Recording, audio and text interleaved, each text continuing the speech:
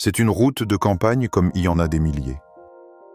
Un ruban de bitume qui serpente entre des champs vides, des fermes silencieuses et des haies trop hautes pour voir plus loin que le prochain virage. Le genre d'endroit où il n'y a pas de feu rouge, pas de bouchon, pas de caméra. Juste le bruit du vent, parfois un tracteur au loin, et le chant régulier des oiseaux qui savent que personne vient les déranger ici. Le village le plus proche s'appelle Saint-Martin-sur-Val. À peine 200 habitants, une boulangerie, un bar-tabac, un arrêt de bus où plus personne s'arrête. C'est calme, un peu trop peut-être. Tout le monde se connaît, tout le monde voit tout. Alors quand il se passe quelque chose, même un truc minuscule, ça fait le tour en moins d'une heure. Ce matin-là, il faisait beau.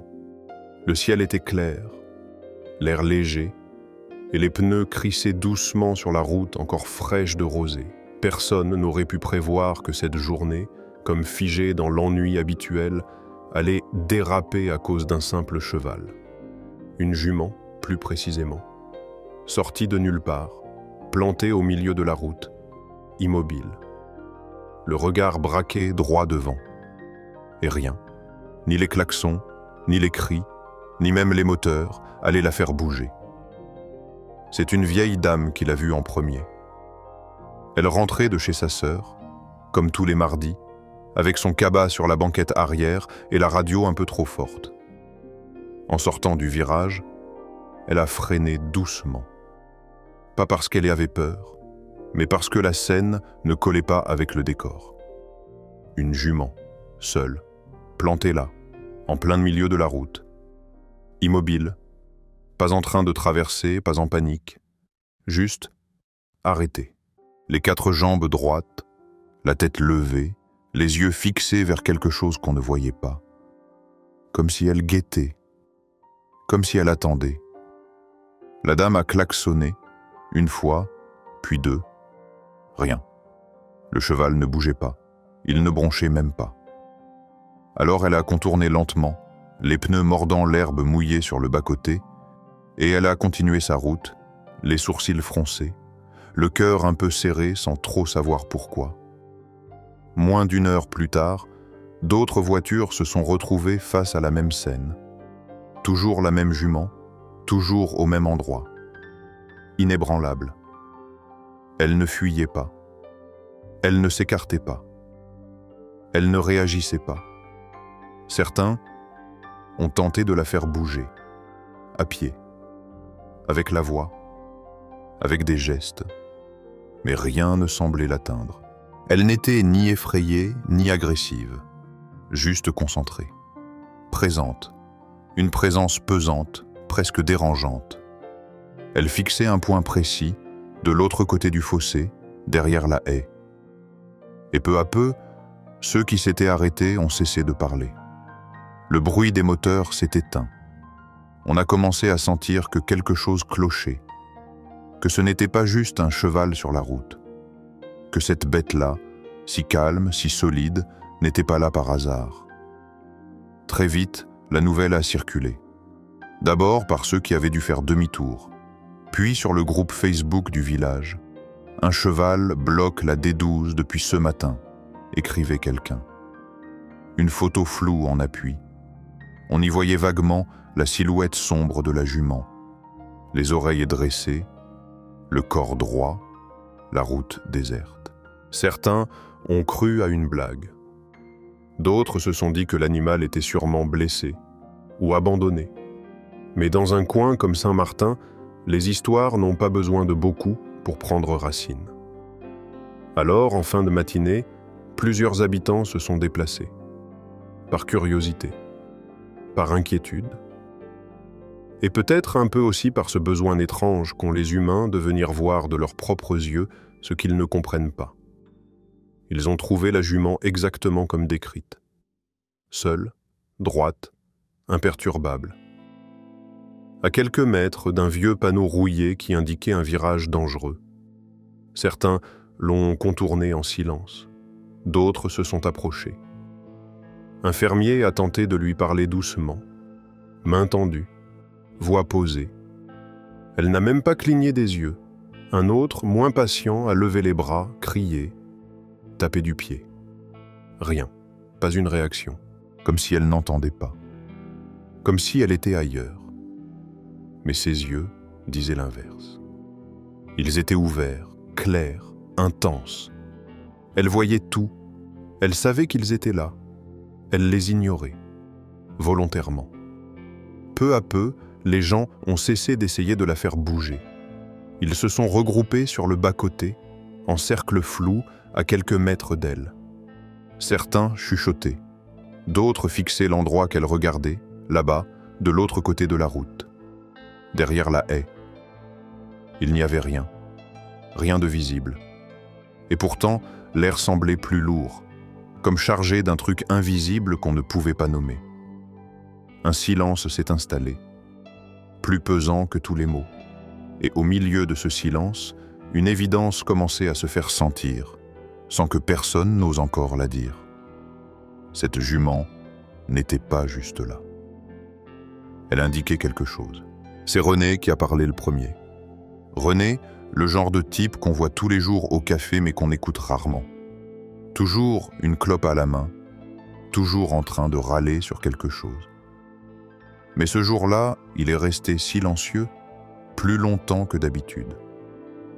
Il a observé la jument sans bouger, les bras croisés, les yeux plissés, puis il a lâché, d'une voix basse. Elle bloque pas pour rien, il y a un truc.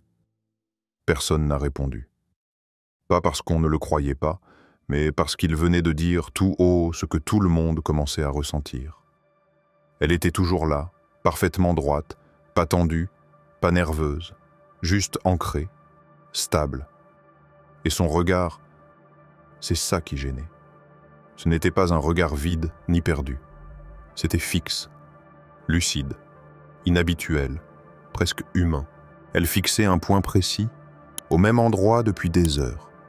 Un point invisible pour tout le monde sauf elle. Pas une fois elle n'a tourné la tête. Pas une fois elle n'a regardé les gens. Elle n'était pas là pour eux. Et pourtant, tout son corps semblait tendu vers quelque chose. Elle n'avait pas bougé d'un centimètre, mais on sentait qu'elle retenait quelque chose. Comme un barrage prêt à céder. René s'est approché un peu, lentement. Il ne voulait pas l'effrayer, même si au fond, il sentait bien qu'elle n'avait pas peur. Il a contourné la jument, a longé le bord du fossé et a tenté de regarder là où elle regardait.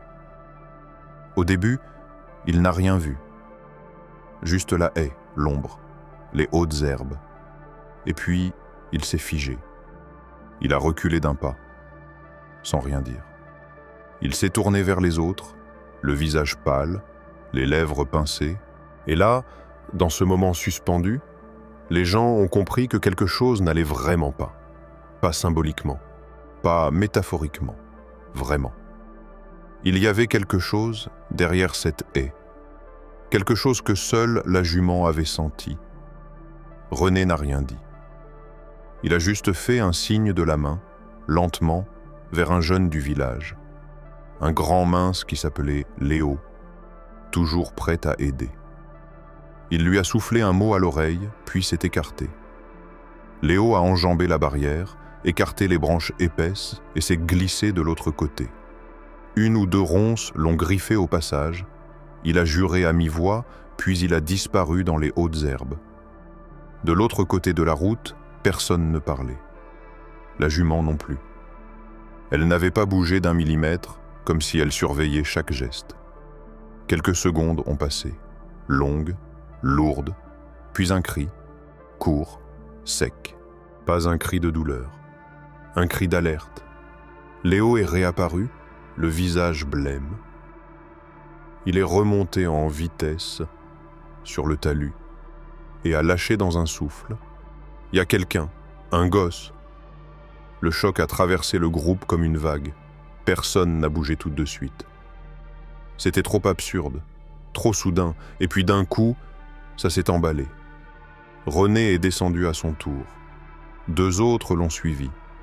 Ils ont trouvé le petit allongé là, à moitié dans le fossé, inconscient mais respirant, sale, couvert de terre et de feuilles.